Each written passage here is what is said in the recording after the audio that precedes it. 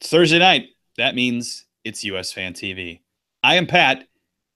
He is And I'm Chris. Chris. Well, uh, Hey, we have stuff. hey, everybody. We have stuff and things for you tonight. We're going to do a U.S. men's national team draft where we are going to all together, not just Chris and I, but you guys too. We're going to decide on our 23, and then we're going to store it away in a time capsule. I'll probably just put it on our website. And then we're going to see how wrong we are when Bruce actually picks the roster next spring. So going into next summer. So that's going to be fun. That's what we're going to do in a little bit. We're also going to talk about the U.S. women a little bit. They are going to not win their own tournament again, it looks like, because if it's not over yet, the Matildas are whipping the shit out of Brazil right now, which means they're going to win it. But the U.S. women play Japan a little bit later at the StubHub Center. But first, Oi, oi, oi. I went to the All-Star Game yesterday. I did, and it was fun. Was it all starred? You know what it was? I'll tell you what it was. We talked about on Tuesday. Am I excited to be going? Here's what I realized. I'm not like one of these sports fans that's just angry about everything. Everything's bad. I'm like, the All-Star Games in Chicago. It's a fun event. It's soccer. There's a lot of people. There's a lot of stuff to do outside the stadium. Real Madrid in some form is there, and we saw some of their guys spread throughout the game. I gotta say, I appreciate Zidane spreading out the decent players too. It wasn't like they all came off after 45. It was like, oh, Gareth Bale's coming on now. It was kind of cool the way he did that. So yeah, it was, I don't know. I for a long time have been wondering, should the MLS keep doing, they don't like when they're called the MLS. Should an MLS keep doing this format where the league puts a team together against a big European club? And I'm debating, like, on one hand, I know an East-West All-Star Game is more traditional. They're not going to do away with the All-Star Game because it's money and it's America. Yeah, East-West would suck. I mean, to me, like, I hate All-Star Games essentially completely. Hockey can sometimes be fun, but even that, like, I've stopped watching that because I can't deal with just like bullshit exhibition games when they mean nothing. No one takes them seriously, and so there's no defense. There's no real attempt to, I don't know, stop anything. The only thing the MLS All-Star Game has going for it is the spectacle. Yeah. So I think in that regard, they need the weight, the whatever, the attention that this other team brings to kind of curry favor with fans. And you know what? It was 2/3 people in Real Madrid jerseys, which could have easily been replaced with green El Tri jerseys if it were a different team playing. It was basically Mexicans and other Latinos mostly supporting Real Madrid, along with, like, some kids that like Cristiano Ronaldo or whatever, with their soccer moms or whatever. And then it was like just a mix of, like, my son and I didn't have a team that I was really cheering for. I was cheering for you guys players. Were just all in on Graham Zusi. We were cheering for, like, Michael Bradley and some of the other national team guys. I was cheering, like, David Villa, but then again I was cheering for Marcelo and Gareth Bale when they came on too. Just, I wasn't really cheering for anybody. I was just cheering for soccer, which was. But what I made myself realize going into it is that's all that is. It's just a big fun thing. It's not meant to be anything other than it. You know what it did around Chicago? It got a lot of people to think about MLS and the Fire, who previously forgot that we even have a team playing here. So I think it succeeded in that regard. It succeeded as being a fun event. There was a military flyover. There were lots of fireworks. There was weird videos for the match. It felt like something. I thought the Black Eyed Peas were going to come out. It just felt like their place without Fergie, but wasn't meant to be there. But it was fun. It was a good match. It was kind of crap soccer, but it wasn't, I didn't walk away angry or anything. I did have to leave. Finn was getting a little too cold, and it was very cold in the upper deck of Soldier Field. We were getting rained on.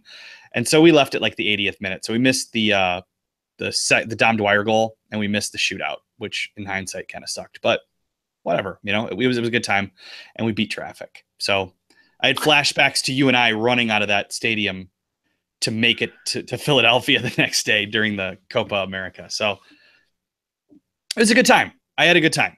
And I didn't hate the All-Star game. And I will say this, you and I went when it was at Toyota Park 11 years ago when they played Chelsea. 2006, I think it was. Yeah. Yeah. Toyota Park was shiny and new then. Now it's kind of a dump, but just like the surrounding area. But the spectacle outside was way, way bigger this time than it like last time felt like a glorified fire game, like a little bit more special. But this felt like a big deal outside. There were lots of players signing autographs and giveaways and partying and tailgating and lots of TV crews doing live shots. Finn wanted to interrupt. My son wanted to interrupt Hercules Gomez when he was about to go live. I'm like, don't do that.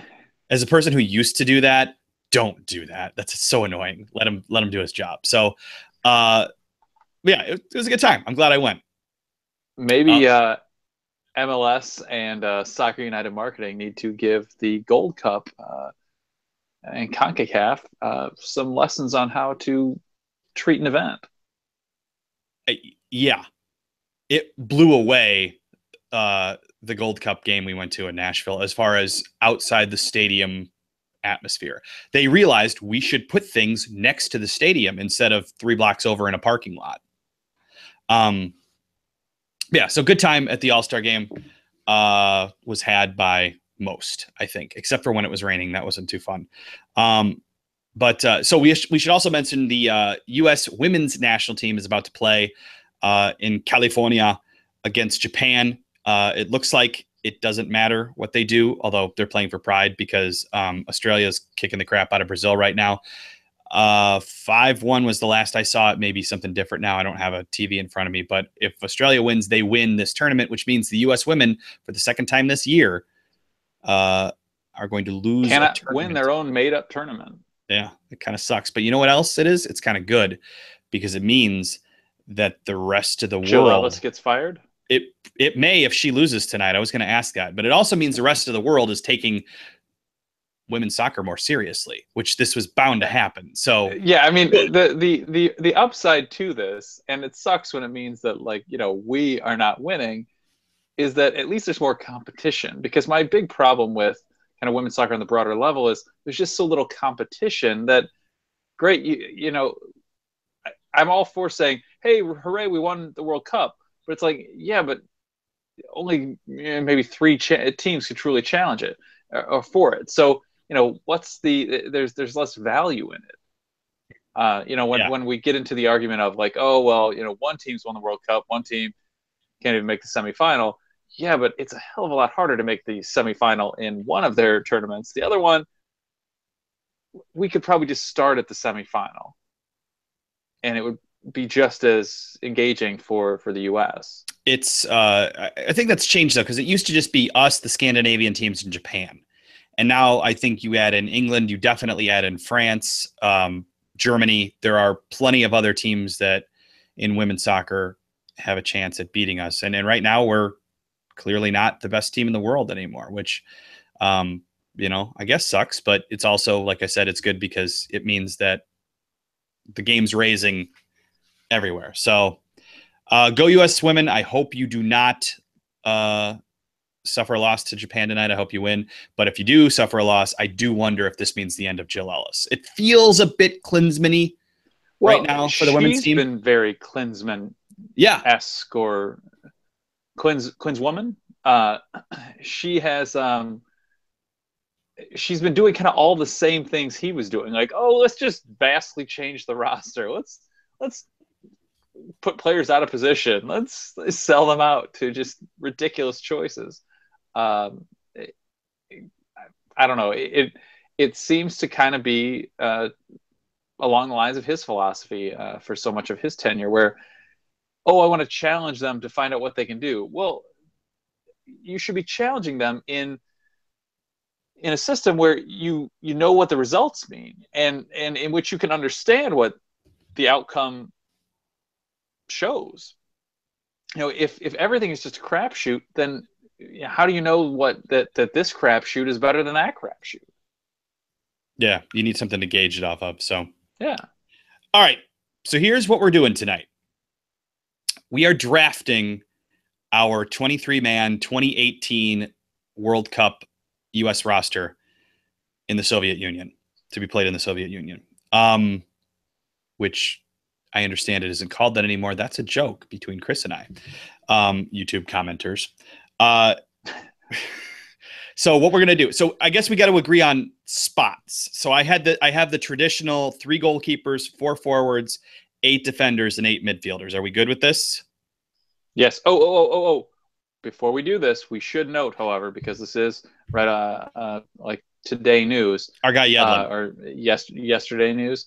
With DeAndre Yedlin injured and out, they're saying up to 3 weeks. He's almost certain to miss the first 3 games of the season. Which could mean for Newcastle, he misses. Which probably then puts him in line to miss the upcoming World Cup qualifiers in September. The other thing is Newcastle just, and I can't remember the guy's name who they just signed. The other Spanish defender guy they picked from Sunderland. Yeah. I can't remember his name either, but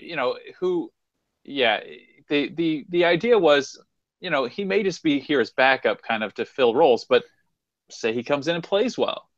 He now started the season hot.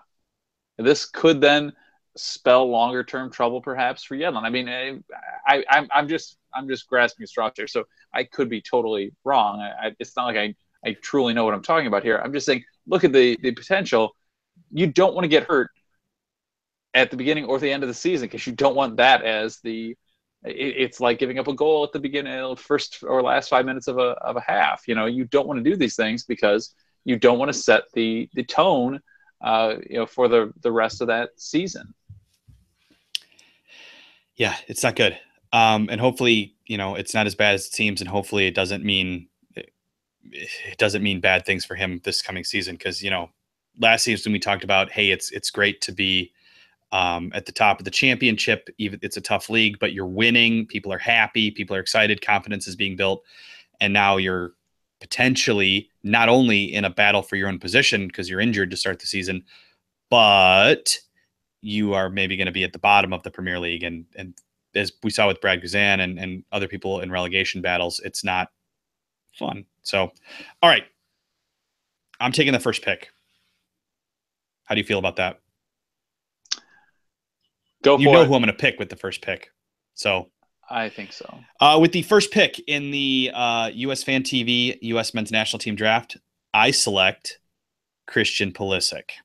I'm going to put him down right now. Does anybody have any concerns about taking Christian Pulisic? We should say we have a rule that Chris and I can veto each other if we think it's a bad pick. We have to, and then we can go to you guys. We may also ask some of you guys to make a pick. So if you guys are paying attention. So Pulisic is going down on the board.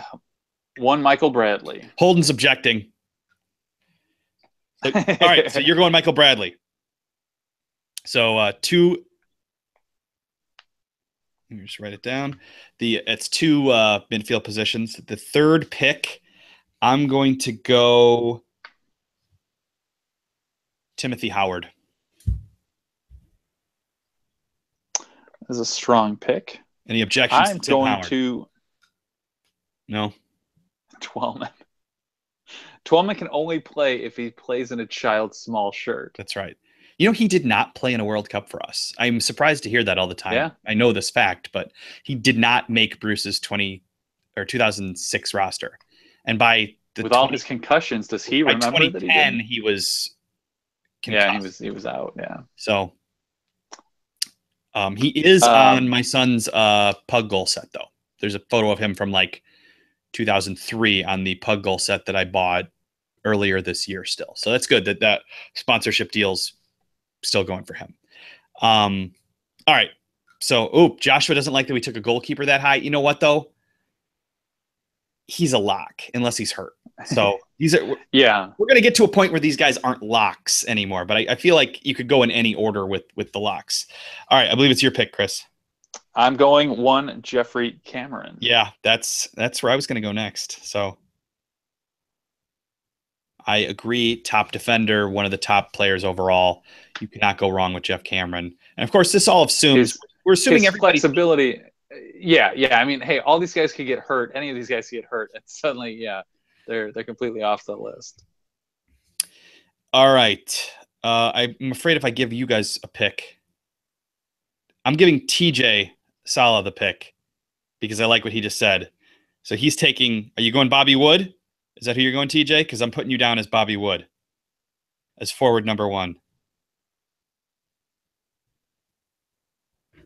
All right. I think it goes back to you then, Chris. All right, to me, huh? I'm going John Brooks. I will go second defender. I like it. Occasionally, John Brooks has himself a terrible game.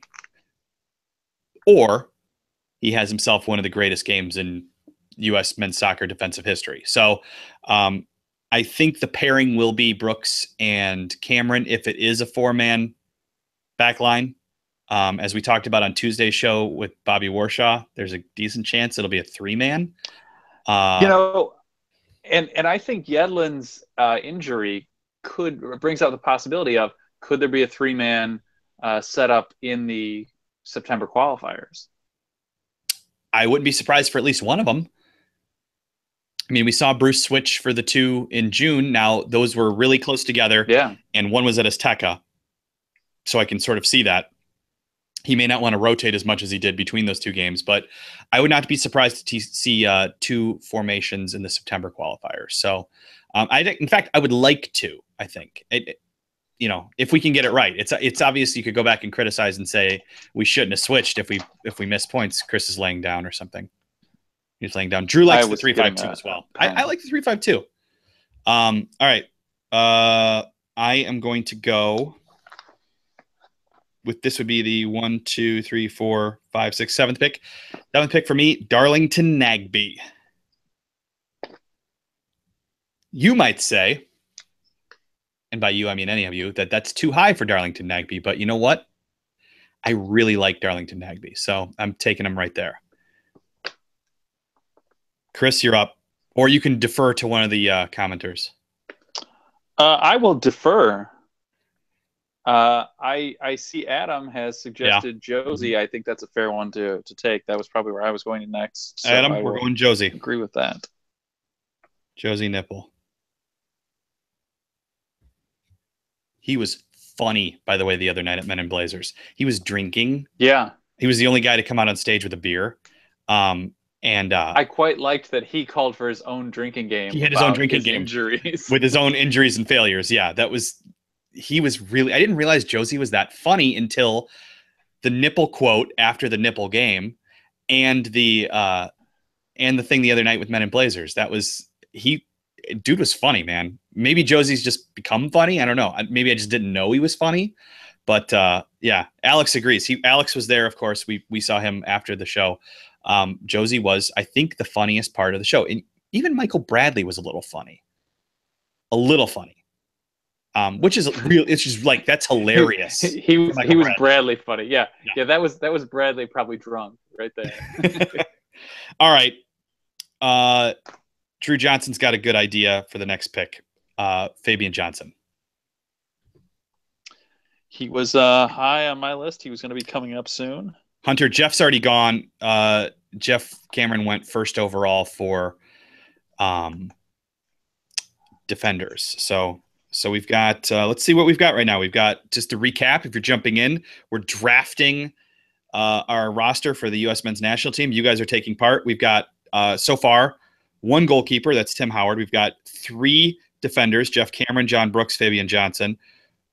2 forwards in Bobby Wood and Josie Altidore, and 3 midfielders, Christian Pulisic, Michael Bradley, and Darlington Nagbe. We're going to start to get to the point where we're going to disagree here in a second, I think. So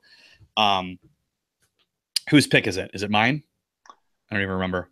I don't know. Go for it. All right. Deuce. I was wondering who was going to call him. That's who I was going next if He didn't come up. That was So our 10th pick, right? yeah, we've got only one forward spot left. So yeah, quick to do that. I am going with my next pick, one DeAndre Yedlin. I think we can all agree on that. Yedlin. I like it. Okay. So we've got with our defense right now, Cameron Brooks, Fabian Johnson, and DeAndre Yedlin. We've got basically 3 central defenders, although Cameron can play wide, and 1 true fullback in Yedlin. All right, we're going to see how this goes. I mean, okay. I would say, I have Fabian listed as a midfielder in my listing. I'm not ready to decide yet if he's truly going to take over, say, at left back. You know what? I put him down. You know what? In place of. Yeah. I put him down. I was mixing up my people. I put him down in the wrong spot. He is a midfielder. We're putting him at midfield, I think, right? Yes. Yeah. Holden, Dom Dwyer does not even compare to Bobby Wood. Bobby Wood will, frankly, I think Bobby Wood should be our number 1 striker across the board. But I think, at least in Bruce's eyes, he's going to be number 2 to Josie. But I don't think he falls any farther than that. I mean, maybe number 3, depending on how you count Deuce in there. But he's certainly no farther down the list than that. I think he should be a standard starter from here on out. Alex had a good pick a minute ago. I see your pick right there, Alex, which you're right about that, but I don't think we need to pick it that high. So I'm giving the next pick to Alex, and he says Kellen Acosta. And I would tend to agree. Where's my midfield list? So I don't screw this up again. Acosta. So that puts us at 5 midfielders, if you're counting Fabian as a midfielder. Pulisic, Bradley, Nagbe, Fabian, and Acosta. So, all right. Guys, we start thinking about who we're giving that 4th forward spot to. We've got Bobby Wood, Josie Altidore, and Clint Dempsey. Is it going to be Dom? Is it going to be Morris? Is it going to be Wando? I know there's going to be some calls for Wando. We're not going to give it to Wando. Chris, I think you're up. Next up for me, I'm going to go Omar Gonzalez. Okay. I'm not willing to commit to a fullback yet. Yeah, I think Omar's solidly in there. To me, he is certainly the number 3 center back. I think he's going no matter what. So that's 13. Is anybody objecting to any of these? Adam wants to know McCarty or Williams. That's going to be a good question in a little bit here. That's going to be a very good question. I don't know what I'm going to do. So that's 13. The 13th pick was Omar Gonzalez. So we've got 4 defenders now. We've got so spots left. We should start looking at spots left. We've got 2 goalkeeper spots left. And why don't we just go ahead? Drew Johnson's got it. It's been said a few times. Let's give the 2nd goalkeeper spot to Brad Guzan. I think he's a pretty safe bet in terms of someone who's making the spots left. 1 goalkeeper, the 3rd keeper. I have an idea on who I would like to see on that, and we haven't talked, but I'll bet you agree. 1 forward spot left. We have 3 midfield spots left and 4 defenders to fill. Omar's already on there. He is one of our 4 defenders right now. So Kellen Rowe is a pick that we're going to talk about in a little bit too, Alex. I think he's going to come up. I definitely have him in my notes here to discuss. So we'll decide on this together, guys. We're not going to, we're going to have to make this is a democracy here. We're not making all the decisions ourselves. Alejandro Bedoya is another pick that I am wondering about, but I think I'm going to give the next pick to Jameson and go with Jorge Villafana. Jameson and TJ, I think, agree there. And yeah, I think he's a pretty safe bet as well. I'm not sold after the Gold Cup, but I'm not sure who's going to challenge him. Yeah. Greg Garza got hurt last night, so there goes one competitor. Are you really going to go DeMarcus? Yeah, I can't see it being DeMarcus. Um, I mean, look, maybe to jump ahead into discussion, I wouldn't be surprised to see DeMarcus get a spot in the final 23. I don't think he will play. You have to hope he's not playing. Not that he's been terrible, but I could see it where his experience and his whatever. I'll just leave it at his experience could certainly give him a role, but man, you don't like sticking old guys out there in a World Cup. I don't know. But yeah, there just aren't a lot of guys to challenge at left back. All right, we need to do a recap. You're right, guys. So we've taken 2 goalkeepers so far, Timmy Howard and Brad Guzan. So there's 1 goalkeeper spot left to fill. We've taken 1, 2, 3, 4, 5 defenders of the 8 spots: Jeff Cameron, John Brooks, Omar Gonzalez, DeAndre Yedlin, and Jorge Villafana. We've taken 1, 2, 3, 4, 5 midfielders of the 8: Christian Pulisic, Michael Bradley, Darlington Nagbe, Fabian Johnson, and Kellen Acosta. And we've taken 3 of the 4 forwards, and I think there's going to be a fight over that last spot: Bobby Wood, Josie Altidore, and Clint Dempsey. So now we're getting into the battling. Where do we want to go next? I think I might award another midfield spot. I think I'm prepared to do it, and I'm going to do it to Paul Arriola. I'm going to do it to the Arriola. What do you guys think? Is he a solid choice? I have him on my list. I have him near the end of my midfielders list. I feel like if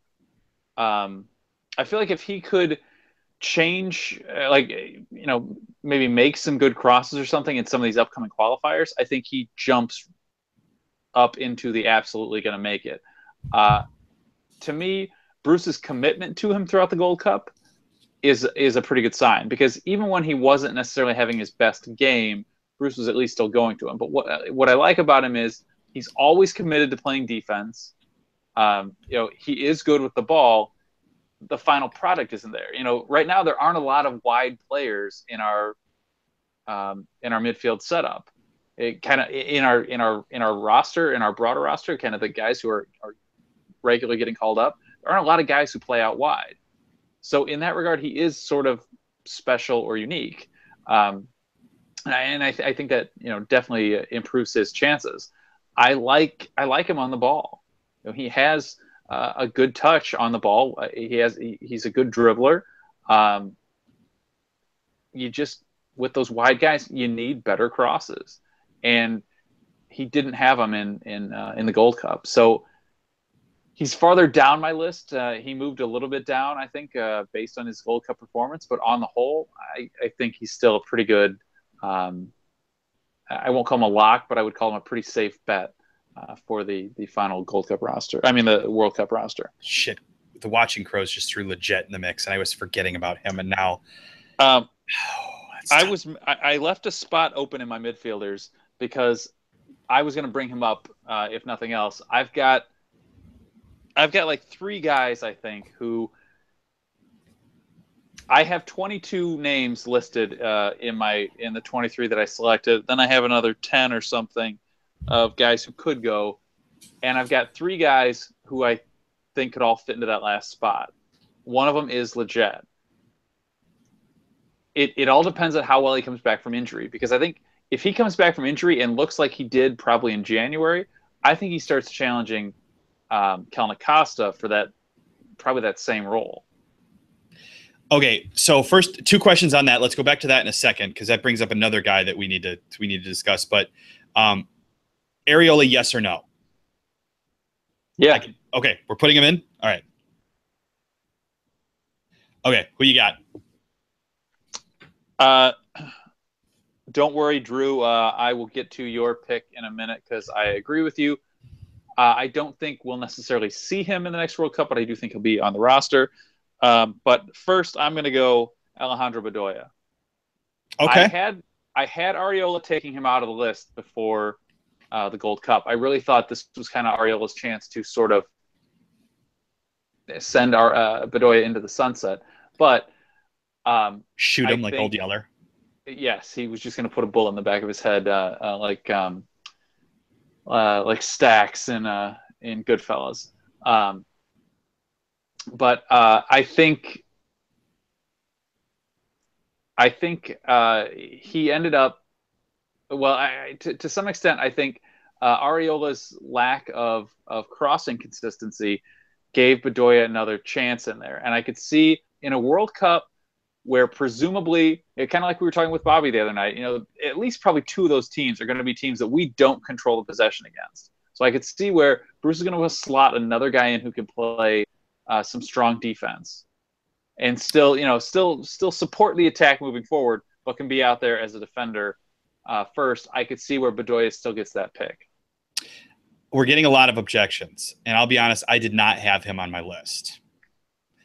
Just other names that we have to discuss, because that would leave one midfield spot left. And if we're giving it to Ali, that would leave what? Kellen Rowe, Dax McCarty, Kenny Saif. We have no fucking clue what we have there yet, except we have a Champions League level player. Because he has what, 15 minutes of it's tough of game time at this point, and a guy who I think probably should be there, Danny Williams. So he and Leggett are in my two of the three guys that I had kind of saved as my final spot. All right, so we're getting lots of no Bedoyas from people that I consider to be smart. So I think let's put Bedoya to the side for a second. We've got our first objection. Okay, so that leaves. I'm going to pick the third goalkeeper spot right now because I think this will be an easy pick. And I don't want people arguing with me right now, but you're probably going to anyway. And I'm going to say Jesse Gonzalez for several reasons. He did the one-time switch, so he should get to play if he's good enough. And he's good. And you got to have somebody young in that third spot. I know traditionally you want more of an emergency goalie there. If the shit hits the fan, you want somebody who can step up and do the job. I don't think it's going to. I don't think if we're getting to that point, we're in trouble anyway. We're not going to, win or lose the World Cup based off that third goalkeeper spot that isn't going to play. I think you give it to Jesse Gonzalez. I'm getting lots of Horvath. My feeling is it's still probably Horvath there. But yeah, I had Horvath, Jesse Gonzalez, Hamid, and Robles all kind of slashed next to each other. But yeah, I think it really comes down to Horvath and Jesse Gonzalez. I'm going Horvath until Jesse Gonzalez gets some playing time and can prove something. Until then, I feel like Horvath still has that spot locked down. But has Horvath played for Bruce yet? I don't remember if he has or not. No, I don't think he has. Does that mean anything? Or was Bruce leaving him alone because he was switching teams and he had stuff going on? And then, I obviously wasn't going to bring him to the Gold Cup. Brian's saying Horvath played like shit the other day in the Champions League game. I honestly didn't see. So he did let in, 3 goals? Wait, no, 5 goals? I can't remember. What was the final score to that game? 2 goals and they lost 5-3. I'm drawing a complete blank on what the score was the other day and what the aggregate was. Maybe 3 goals and they lost 5-2 on aggregate. I can't. God, the I'm internet lost would now. know. But yeah, people are disputing what actually happened in that game. 5 goals, 5-3 on ag. There you go. So now they're trying to qualify for Europa. All right. So are we not going Jesse Gonzalez? Are we going Horvath? Is that Gonzalez or Horvath or Bill Hamid? Or do we just wait on this one? We got to make a pick here. I think we got to move on. Like TJ Salas said, I don't really care who the third goalkeeper is. It could be Zusi for all I care. Like he said, he could be playing Mike McGee style. So Gonzalez or Horvath. I'm getting more Horvath than Gonzalez. Chris, you make the pick. To me, To me, Gonzalez doesn't get it until he's at least represented the U.S. once to That's a fair point. show something. That's a fair point. I can't. It's sort of like my feeling about Leggett. Leggett would probably be on my list if he was back from injury and was showing that he could still do it. In both cases, I think the amount of time they've played makes you call into question kind of what the value is there, or what the worth is that Bruce is willing to put on them. Gonzalez will definitely. I'm going to go with Horvath there, but I would say Gonzalez will play at Camp Cupcake for sure. So I think you are correct. I think that's absolutely true. All right, we're going Horvath. I guess I'll relent on that one. So goalkeepers are done. Howard, Guzan, Horvath. All right, so we got a forward spot to fill, 2 midfield spots, and 3 defenders.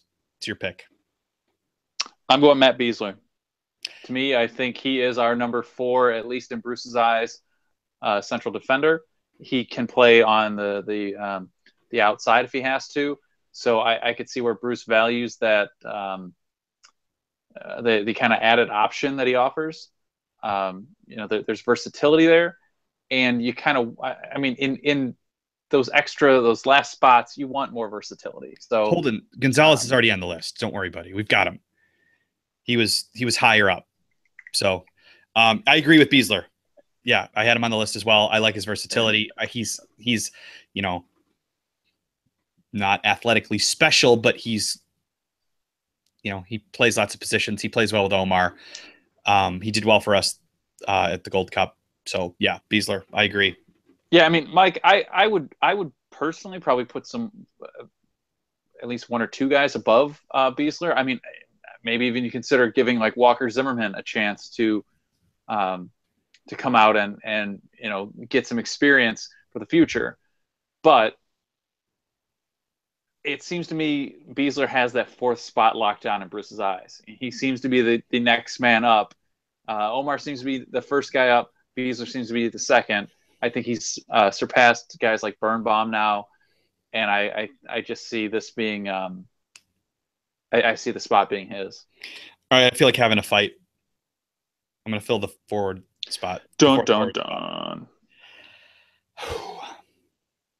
This is not what I would have done before the Gold Cup, but it's what I'm doing after the Gold Cup. Jordan Morris.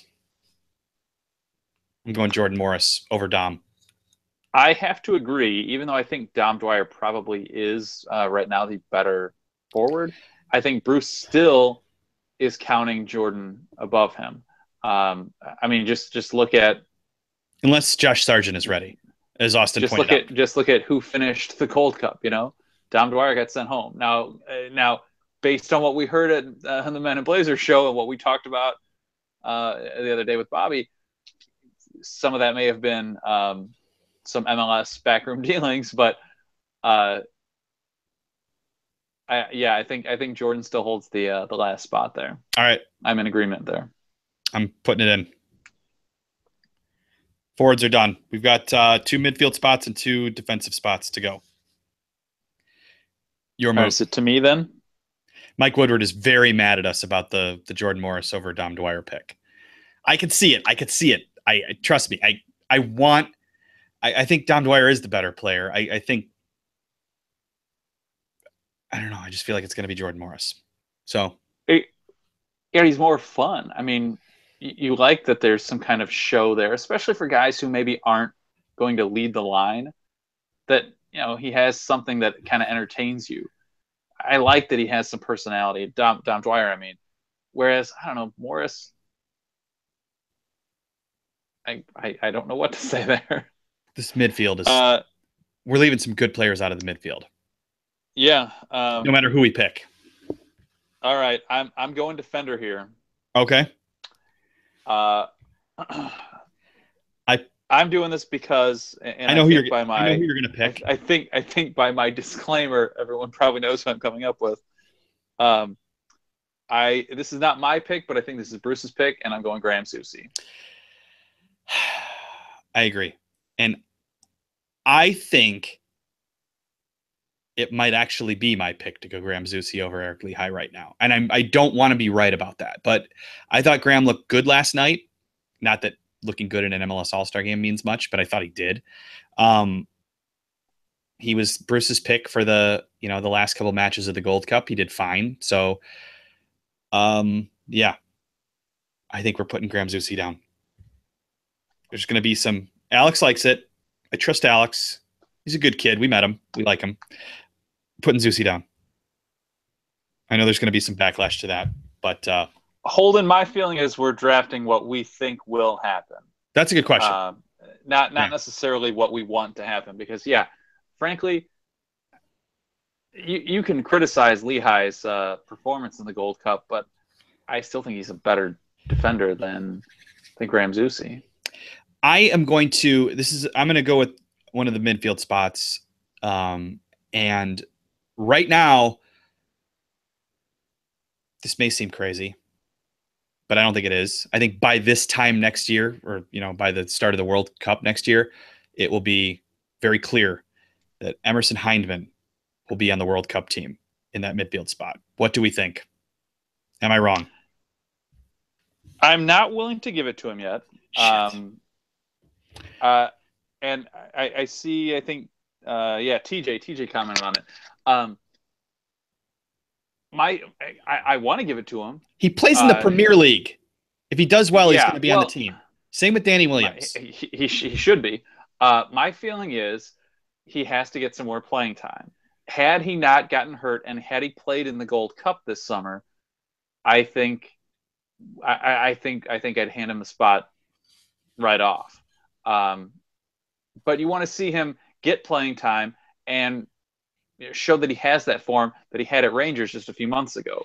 Because that guy who was playing at Rangers, he goes and replicates that again this season at Bournemouth. Oh shit, yes. Sign him on. Like, to me, he doesn't go from like the 7th or 8th midfield spot. He goes up to maybe like the 4th midfield spot. Okay, I'm putting Hindman down in the pool of maybes. So that pick got rejected, but it doesn't mean he misses the team. We'll have to come back to it. It's your move. To go with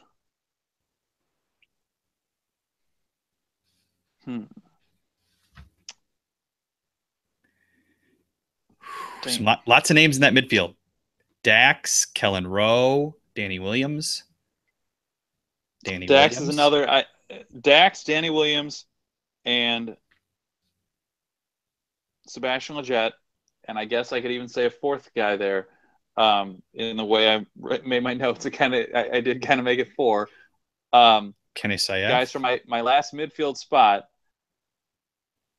I've got Danny Williams, who I feel like I want to see Bruce call him up before, because look, a starting defensive midfielder in the Premier League, somebody's got to back up Bradley just in case he gets hurt, right?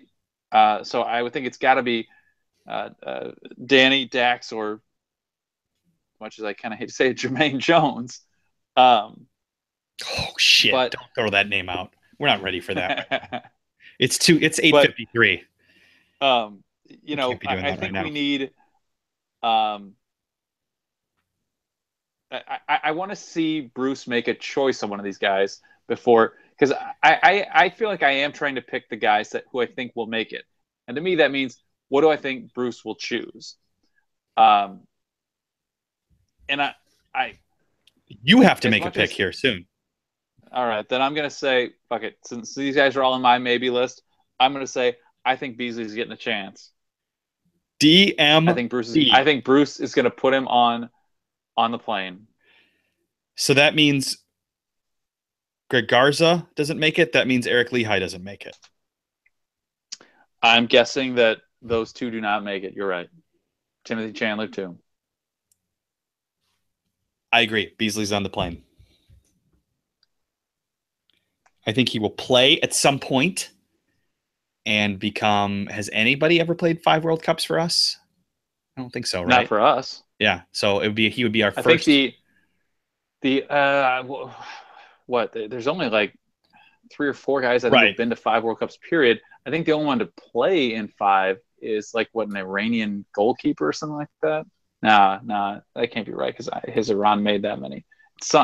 Bees has played in the other 4 for us, right? Did he make the 2014 World Cup team? Now I can't even remember. Oh shit! Yeah, that's something I should know. He did make it, right? Yes, he did. Did he play? And now I can't remember. Careful there, Alex. Hey, Sandra's here. She would know. Didn't Miroslav Klose? Miroslav Klose has played in 5 World Cups, hasn't he? I thought he had. She'll know. She'll tell us in a second. All right. I put Beasley down. So, all right. Yeah, he started too, Drew says. So, yes, he did. My memory isn't crazy. Beasley's in. The defenders are filled. Eric Lehigh's out. Sorry, Downers Grove represent. I'm sad. Gigi Buffon, yeah. There's a guy who. Oh, that's true. That's true, yeah. Has. All right, 2 midfield spots left, and we're probably going to argue over this, but we've got to make the picks here. I had my Emerson Hyndman pick rejected. I'm gonna pick Danny Williams. I'm willing to give it because when I'm looking at the list, I don't know where else to turn. To me, he's up there with like Kenny Saif, where it's like he's playing at a high enough level. How do you not? And Emerson Hyndman, how do you not put him on the roster? But I also want to see Bruce call him up before I commit to it. But yeah, I don't have anyone else that I can stick in here. So Williams is in. I will concede the point. Yes. All right, you're picking the last midfield spot and the last overall spot. Huh? Is it going to be? Right. Let's throw out the names. It could be right now. Leggett. It could be Dax. It could be Kenny Saif if he's any good. It could be Emerson Hyndman, who I hope will have a good enough season to earn that spot. What do you guys think? Lyndon Gooch. TJ likes Kenny Saif. Gooch, I think, has to put it together for his team, so he's playing, and then has to get the call up from Bruce. So I'm not willing to commit to anything with him yet. Yeah, at his age, to have been chosen as a starter in the Premier League, there's something there. He certainly has talent, but you want, I don't know, you want to see him get some opportunities with the team to know that Bruce values him before truly committing to him doing anything. Weston McKennie, I hope. Here's to hoping he has a good season, and it does translate into opportunities with the national team. I hope some of these guys on the fringe make the decision very easy. Like, I hope somebody blows up McKinney or Hyndman, or somebody has an amazing season, and there's like no question when we're actually picking this right before the World Cup that's who it'll be. So, all right. My last pick, I'm going Leggett. Without Benny? No, but Benny, just Leggett.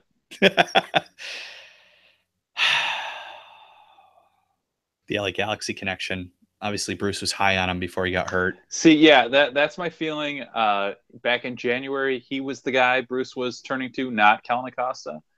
I feel like while Acosta maybe, if he had just torn up the Gold Cup, would have probably taken Leggett out of contention. He's he didn't close the door. Leggett's coming back. Leggett has a relationship with Bruce. I think Bruce, you've always seen that guys who have played for Bruce tend to, get called up by Bruce to the national team. So I just see him getting the spot. Yeah. All right. That leaves Hyndman off. That leaves Saif off. That leaves Weston McKennie. That leaves Dax. Sorry, Dax. Giazzi, Kellen Rowe. Kellen Rowe's a big one. Green. Kellen Rowe's up there with like Areola, where I love what he does with the ball. I'd love to see him keep getting chances, but Bruce was also subbing him off early. So I feel like, he wanted him to gain experience. I'm not sure he was truly trying him out for this World Cup. Mixed Discarude. Nicholas Bentner. That'd be amazing if he played for us. The Lord Bentner. All right. So what did we say? We just said Leggett, right? Yeah. Alejandro Bedoya was just left off the roster. So, that's midfield seems to be in this little exercise that we just did. Midfield seems to be where the toughest decisions are going to be made. So, I mean, who cares on the third goalkeeper? The fourth forward spot, if we are doing 4 forwards, seems like a toss up among a few, but like there are lots of names in the midfield and it was kind of hard to fill the defensive spots. There was only a couple extra names left off as of right now, but who knows what's going to happen by next year. So let's review. Goalkeepers: Tim Howard, Brad Guzan, Ethan Horvath. This is, of course, we just drafted. If you are tuning in, we worked together. It's a democracy here for the most part. We drafted who we think is going to be on the roster next year for the World Cup for the U.S., assuming we qualify, which we should, right?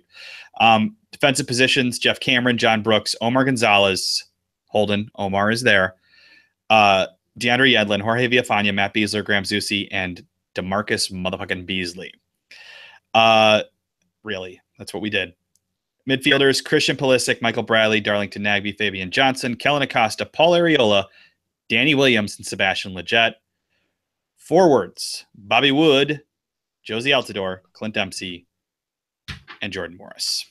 There it is. That's the team. Miazga's off the list. Yeah, Anonymity doesn't like the Beasley pick. I'm not sure I did either, but it's there. Yeah, I mean, I don't really like the Zusi pick, but we're going with what we think Bruce will choose. And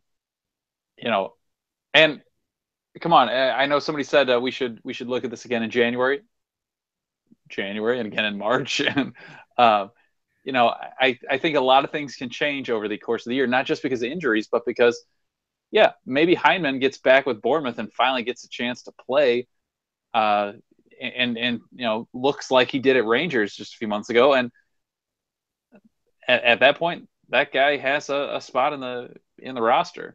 Maybe Leggett comes back and doesn't get the strength back from his foot or whatever, or the foot injury translates into a knee injury, translates into a hip injury, and he's injured for the next year and a half.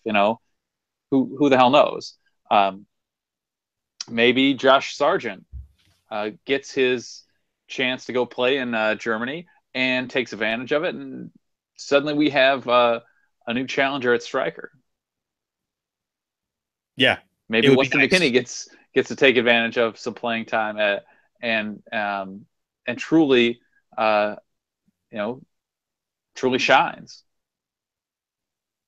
So you can't make fun of Sandra's English because that's her second language, unless you speak better German. So, all right. So we did the roster. That's what we got. I don't love it. I'm fine with it, I guess. How do you feel? How do you feel right now? I think it's a serviceable roster. I think we could win some games with it. And I think that's probably the best we can ask for. All right. So this is our World Cup winning roster. As Raj Bennett said, Vladimir Putin's going to be handing the trophy to Michael Bradley, right? All right. How many of these guys do you think are for sures?